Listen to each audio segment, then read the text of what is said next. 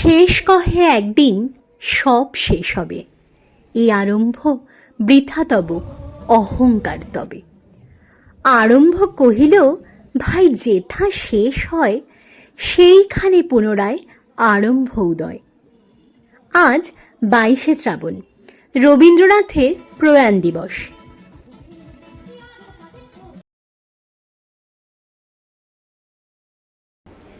Good afternoon বন্ধুরা, আমি আবার চলে এসেছি অনেকদিন পর অবশ্য, কিন্তু কি করবো বলো, রোজ রোজ তো বেরোনো সম্ভব হয় না, তাই আজকে বেরোচ্ছি।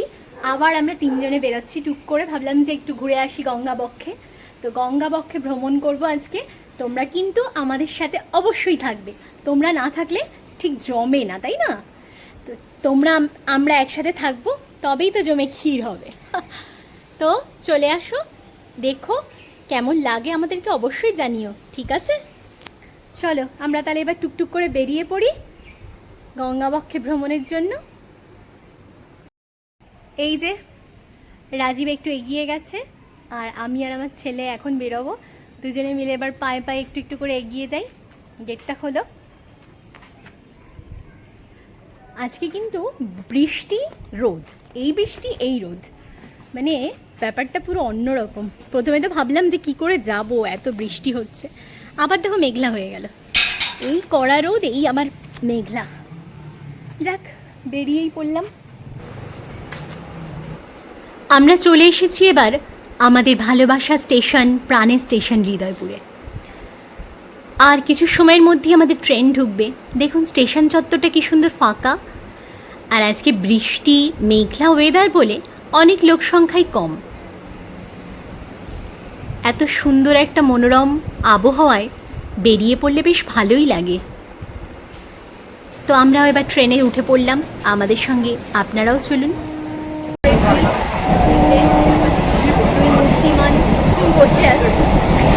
অপেক্ষা করি কখন গঙ্গা আসবে।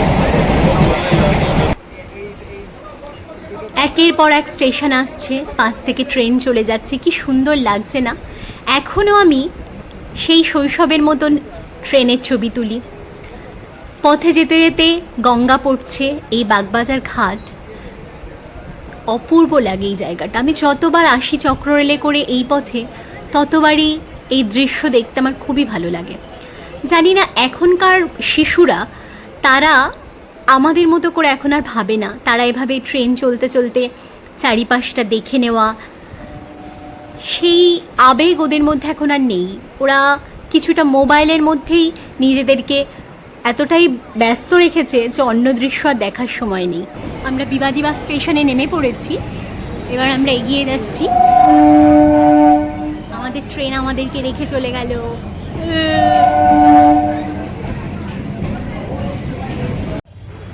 এই হলো মিলেনিয়াম পার্ক।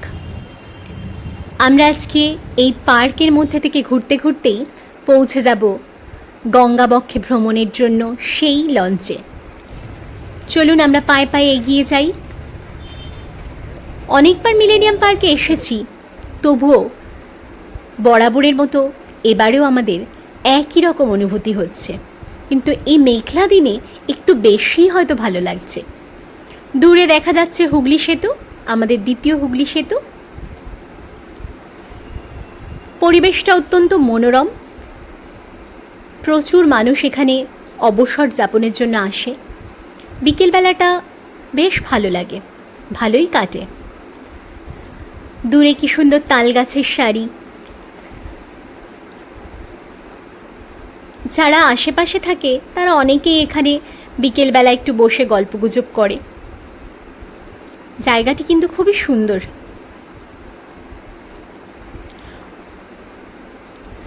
আমরা একটু একটু করে এগিয়ে যাচ্ছি টিকিট কাউন্টারের দিকে। যেতে যেতে দুপাশটাও দেখে নিচ্ছি। অনেক লঞ্চ দাঁড়িয়ে আছে।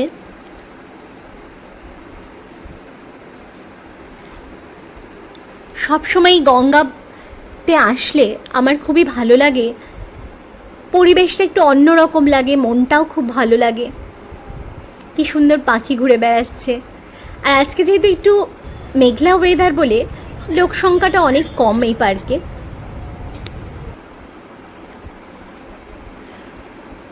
ওই যে দূরে দেখা যাচ্ছে হাওড়া ব্রিজ, ওদিকে হাওড়া ব্রিজ, অপর দিকে দ্বিতীয় হুগলি সেতু।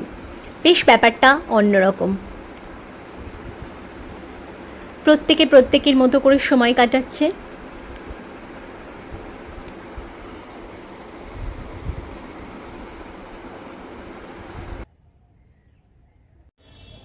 আমরা এবার টিকিট কাউন্টারের দিকে এগিয়ে যাচ্ছি।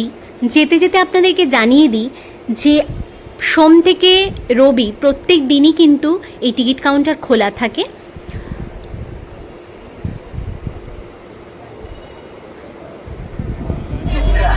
এই হলো ticket counter.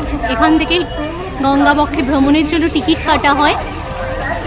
West Bengal transport corporation shipping jetty. Rajiv ticket কাটছে এখন। আমরা একটু পরেই উঠবো লঞ্চে, এবং লঞ্চে করে গঙ্গাবক্ষে ভ্রমণ করব।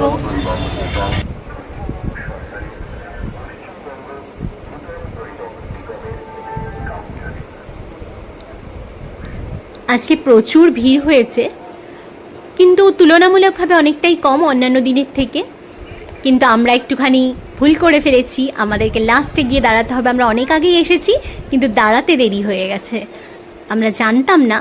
তা আপনারা কিন্তু এই ভুলটা করবেন না, এসেই আগে দাঁড়িয়ে যাবেন লাইনে। আমাদের 6টার সময় ছাড়বে, তো 6:45 থেকে আমাদেরকে ঢোকাতে শুরু করলো ভেতরে।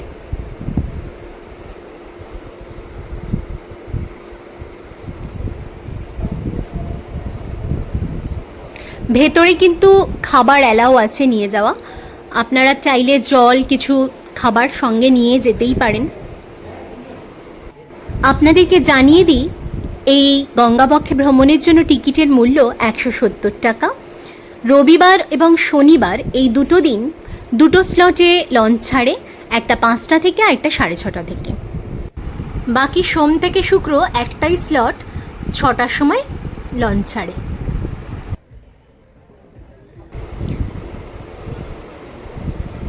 আমরা এবার লঞ্চে উঠে পড়েছি। খুব মজা লাগছে, প্রথমবার যাচ্ছি বলেই বেশি মজা লাগছে। আজকের দিনটা বেশ ভালোই কাটবে। আপনাদেরকে জানিয়ে দিই, এই রিভার ক্রুজ ক্যাফে যেটা রয়েছে এর ভেতরে, এখানে ভেজ চপ, এগ ডেভিল, চিংড়ির চপ, কোল্ড ড্রিঙ্ক, লস্যি সব রকমেরই অ্যারেঞ্জমেন্ট রয়েছে। আপনারা বাইরে থেকেও খাওয়ার এখানে সঙ্গে নিয়ে আসতে পারেন, কারণ একটু তো ভ্যারি করবেই ভেতরে, যেহেতু খাবারের ব্যবস্থা রয়েছে। এখানে খাবারের গুণগত মান খুবই ভালো। এখানে ইভিনিং স্ন্যাক্স বানানোর প্রস্তুতি পর্ব চলছে। আমরাও ধীরে ধীরে সিঁড়ি দিয়ে ওপরের দিকে যাব।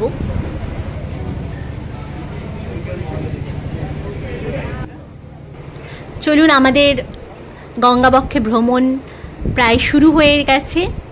আমাদের লঞ্চ আর কিছু সময়ের মধ্যেই ছেড়ে দেবে।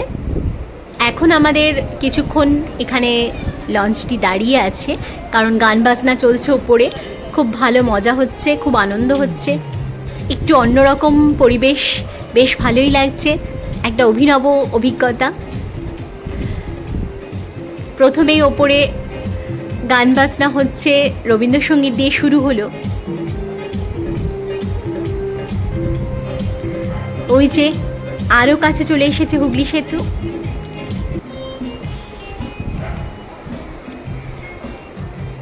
প্রথমে ভেবেছিলাম অনেকটাই ভিড় হবে, আমাদেরকে শেষের দিকে হয়তো বসতে হবে, কিন্তু না, এসে দেখছি সেরকম কোনো ব্যাপার নেই। এই যে আমরা চপ খাচ্ছি এখন, এখানে বসে বসে এগ ডেভিল, ভেজিটেবল, তারপরে চিংড়ি মাছের চপ, এই সমস্ত খাওয়া হচ্ছে বসে বসে।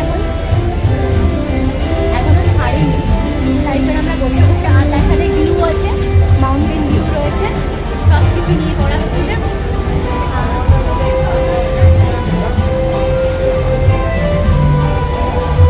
কি সুন্দর লাগছে এখান থেকে হাওড়া ব্রিজটা দেখতে।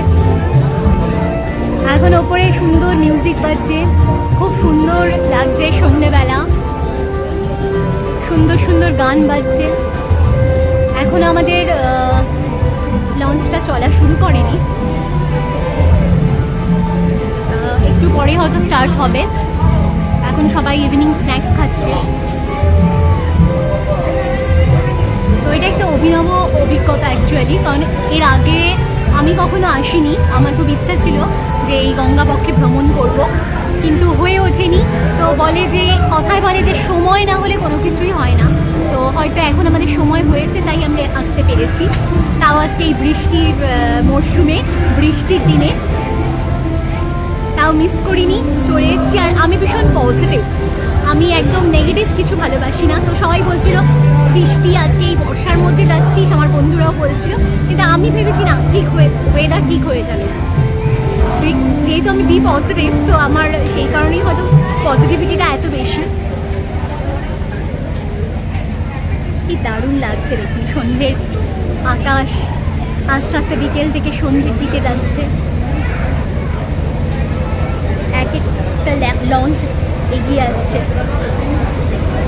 আচ্ছা, আমাদের লঞ্চ চলা শুরু হয়ে গেছে, অলরেডি চলতে শুরু করেছে। ইয়ে, কি মজা, খুব ভালো লাগছে। কি সুন্দর একটা এক্সপিরিয়েন্স বলো। ওপরে অনুষ্ঠান হচ্ছে, এখানে ওপরে নাচ গান দুটোই চলবে, সবাই নাচানাচিও করবে। আমরা হয়তো পার্টিসিপেট করবো একটু একটু।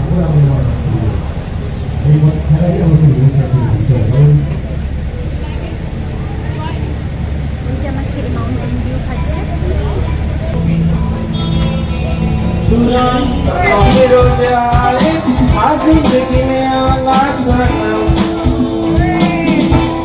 आप कहाँ से आए, नाम क्या है बोलिए तो? गुजरात, सूरत। गुजरात से सूरत, तबिया हो जाए दादा की।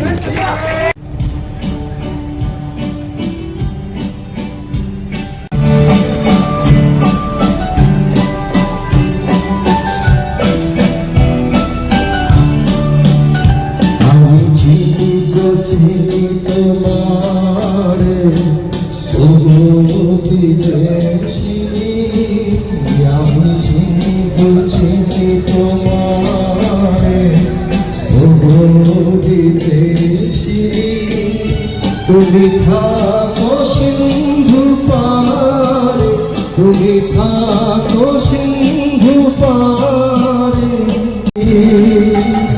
দিবাধারে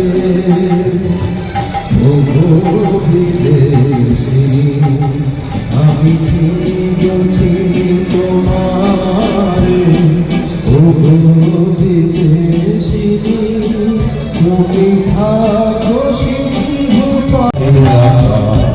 শুনেছি শেষে ওই যে দূরের স্টেশন দেখা যাচ্ছে, আমাদের অত্যন্ত প্রিয় হাওড়া স্টেশন, যেখানে আমাদের ভারতীয় পতাকা উঠছে। আমি এসেছি তোমারে, আমি এই হলো মিলেনিয়াম পার্ক, একটি 2.5 কিলোমিটার লম্বা অত্যন্ত সুন্দর rivers front, landscape garden, children's play area, row of benches, সব কিছু নিয়ে অনবদ্য। আর ওই যে দূরে দেখা যাচ্ছে হাওড়া ব্রিজ, কলকাতার এক অভিন্ন পরিচয়। আমরা একটু একটু করে এগিয়ে যাচ্ছি হাওড়া ব্রিজের দিকে। এটি হাওড়া ব্রিজ নাম হলেও 1965 সালে এই ব্রিজের নাম বদলে হয়েছে রবীন্দ্র সেতু। 705 মিটার লম্বা একটি ক্যান্টিলিভার ব্রিজ হলো হাওড়া ব্রিজ। আমাদের বাঙালিদের কাছে কিন্তু হাওড়া ব্রিজ একটা নস্টালজিয়া।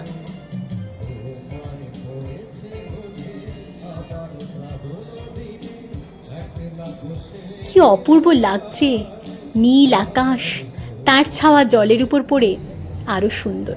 হাওড়া ব্রিজের তলা থেকে যাওয়া এক অনবদ্য অভিজ্ঞতা। এই ব্রিজের ওপর থেকে প্রতিদিন 1 লক্ষ গাড়ি ও 1.5 লক্ষ মানুষ চলাচল করে। ভাবা যায় হাওড়া ব্রিজের তলা দিয়ে যাচ্ছি। আমাদের মতো বাঙালিদের কাছে হাওড়া ব্রিজ একটা নস্টালজিয়া। কি সুন্দর আলোকসজ্জায় সজ্জিত এই ব্রিজ। এই রবীন্দ্র সেতুর তলা দিয়ে যাওয়া যে কতখানি রোমাঞ্চ তা বলে বোঝাতে পারবো না। এই গঙ্গাবক্ষে ভ্রমণ এক অনবদ্য অভিজ্ঞতা, যা ভাষায় প্রকাশ করা যায় না। কি অদ্ভুত দৃশ্য চারিপাশে, জলের উপর আলোর ছাওয়া পড়েছে, কি অপূর্ব লাগছে।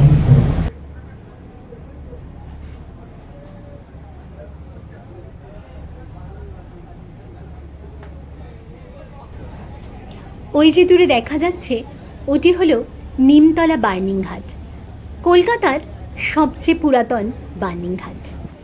1717 খ্রিস্টাব্দে স্থাপিত। তারও 2 বছর আগে থেকে এটি শ্মশান হিসেবে ব্যবহৃত হতো। এই তো জীবন, হিংসা বিবাদ লোভ ভোগ বিদ্বেষ, চিতাতেই সব শেষ, হায় চিতাতে সব শেষ, এই তো জীবন। এই বার্নিংঘাটে এখনও কাঠেরই ব্যবহার হয় এবং ইলেকট্রিক চুল্লিরও ব্যবস্থা আছে। রবীন্দ্রনাথের শেষকৃত্য সম্পন্ন হয়েছিল এই ঘাটে।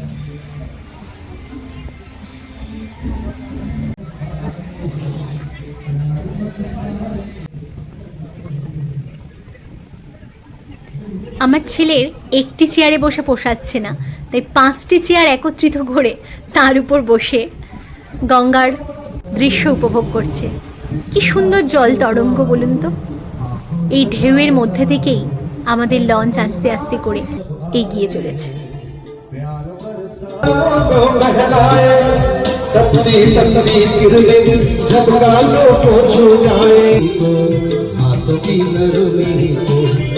मेरा कर पाए कोई तो आ जाए, ऐसा कोई साथी हो, ऐसा कोई प्रेमी हो, प्यास दिल की बुझा जाए, नीले नीले अंबर पर चाँद जब आए, प्यार पर।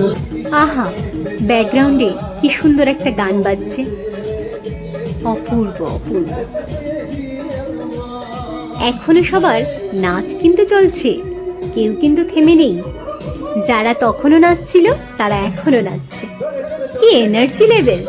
এই না হলে ডান্সার।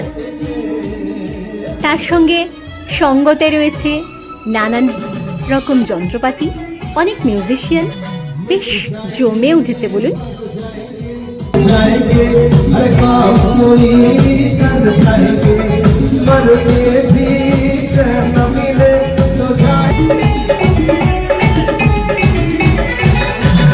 कातिल है कौन कहाँ नहीं जाए, चुप भी तो रह नहीं जाए, बुलबुल है कौन कल सैया, कुछ तो कहो मेरी जान। कातिल है कौन कहाँ नहीं जाए, पीछे सर पे कफन बांधे हुए आया दीवाना यहाँ, घर से चले खाके कसम छोड़ेंगे बिछाना हम, सर पे कफन बांधे हुए आया दीवाना यहाँ। এই মঞ্চে সবাই যে যেরকম ভাবে পারছে তার প্রতিভাকে তুলে ধরেছে এবং নিজেরা যে যার আনন্দে বিভোর। প্রত্যেকেই মেতে উঠেছে তাদের আনন্দ তাদের বন্ধুদের সঙ্গে শেয়ার করে নেওয়ার জন্য।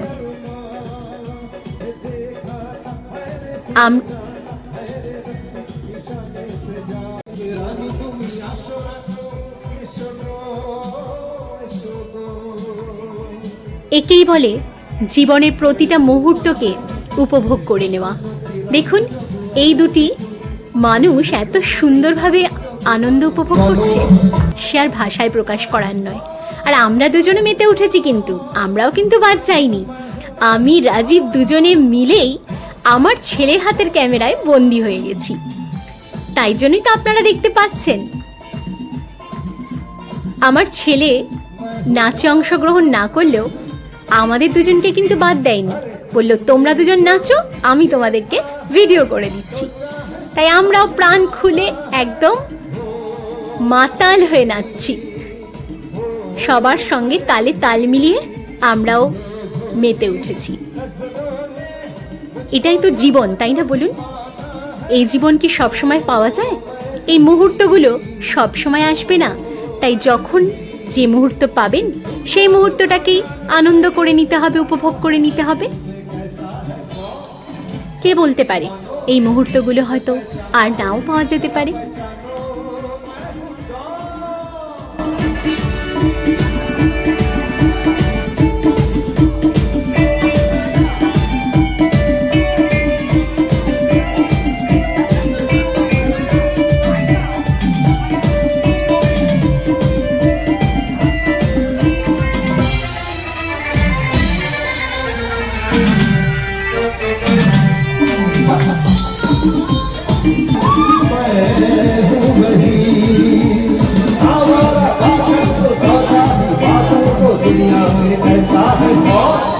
हर दीवानो मुझे पहचानो, पहचानो मैं हूँ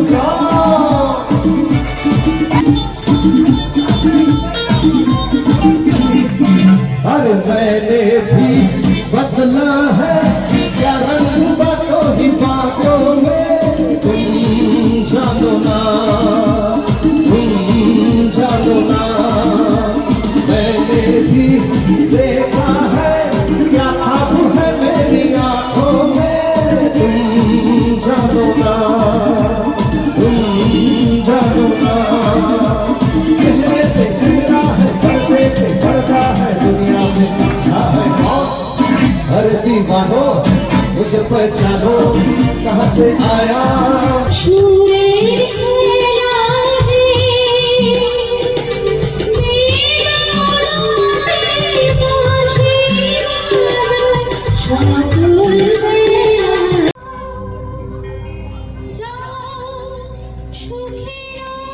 এত কাছ থেকে হুগলি সেতুকে দেখে মনটা সত্যিই ভরে গেল।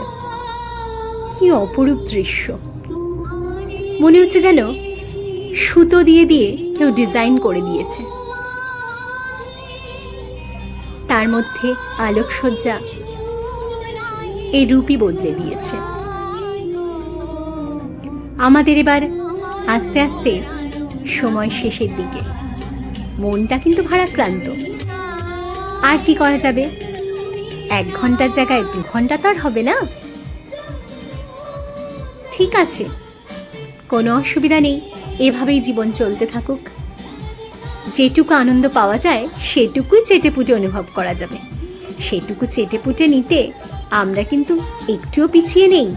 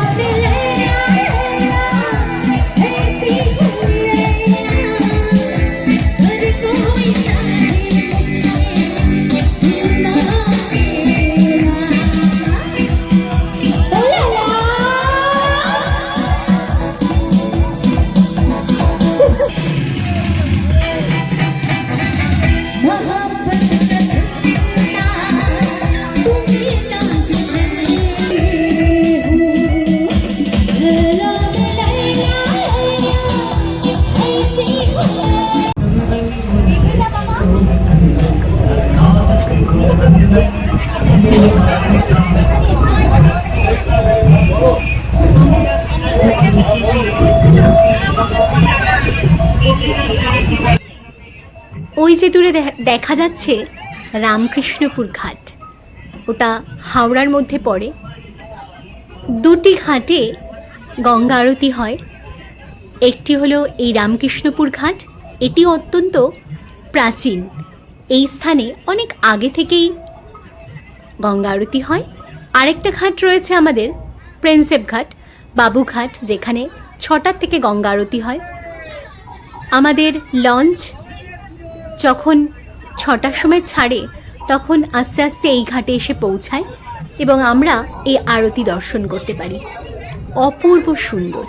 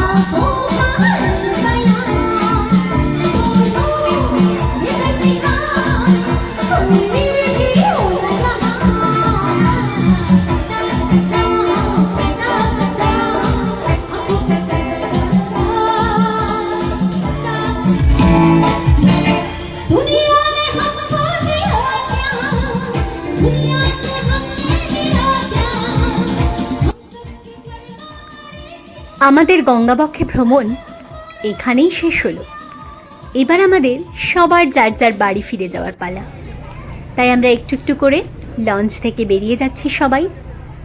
লঞ্চটা খালি হয়ে যেতে মনটা কিন্তু খারাপ লাগছে, কিন্তু কিছু করার তো নেই। তাই টুকটুক করে আবার লঞ্চ থেকে বেরিয়ে যাওয়ার পালা। আমাদের এবারের গঙ্গাবক্ষে ভ্রমণ পর্ব এখানেই শেষ হলো। সার্থক এই ট্রিপ। খুব ভালো একটা ইভিনিং ক্রুজ, সুন্দর পরিবেশ। তোমরা তোমাদের প্রিয়জনকে দিতে পারো একটি সুন্দর অবিস্মরণীয় সন্ধ্যা। কোনো প্রশ্ন থাকলে অবশ্যই কমেন্ট বক্সে জানিও। ওকে, আমার প্রিয় বন্ধুরা, আমার ভিডিওটা ভালো লাগলে অবশ্যই লাইক করো, আর প্রথম এলে সাবস্ক্রাইব করতে ভুলো না কিন্তু। আমার তাহলে খুব ভালো লাগবে। টাটা, সবাই ভালো থেকো। আবার দেখা হবে আমাদের পরের ব্লগে।